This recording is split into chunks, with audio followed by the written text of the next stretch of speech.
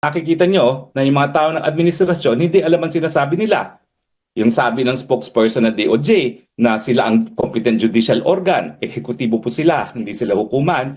At saka yung sinasabi ni Castro na lokal na Dutch court daw, hindi po Pilipinong hukuman iyon. So nakikita nyo na yung mga tao ng administrasyon hindi alam ang sinasabi nila. Yung sabi ng spokesperson ng DOJ na sila ang competent judicial organ, ehekutibo po sila, hindi sila hukuman. At saka yung sinasabi ni Castro na lokal na Dutch court daw, hindi po Pilipinong hukuman iyon.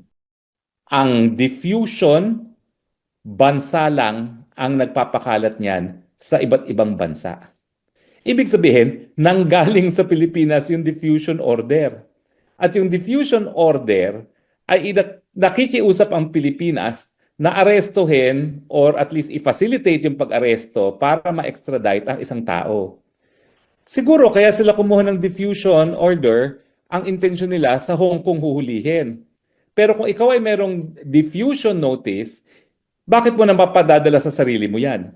Ikaw lang bilang isang bansa ang nakikiusap na kung mahahanap nyo itong taong ito sa jurisdiction ninyo, pakihuli lang at pakidala sa amin para siya ay ma-extradite.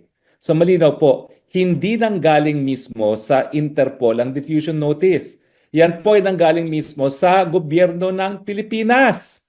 Parang ulol naman tayo na sasabihin natin sa ating sarili, sa bansang Pilipinas, sige nga, tulungan mo akong arestuhin.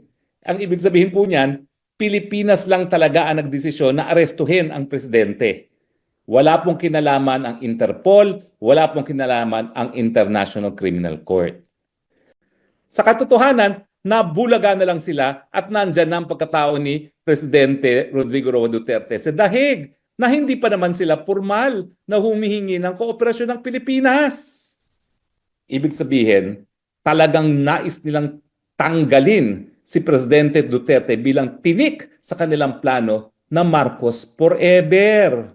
Understand completely dahil nga nasa legal aid ang ating presidente. Siguro kung maraming ninakaw ang presidente, miski lahat ng mga malalapit sa kanyang abogado kukunin niya, hindi naman po ganoon talaga.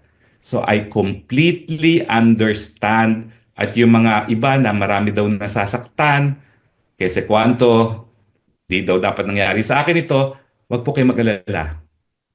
Wala po sa akin yun. Siyempre, nung una, medyo sayang naman dahil 2018 pa kami nag-uusap tungkol sa ICC, pero tanggap ko po yun dahil nga sa limitasyon ng resources. Hindi po magnanakaw ang PRRD, kaya kinakailangan umasa sa legal aid. At dahil dyan, limitado talaga yung mga abogadong makukuha.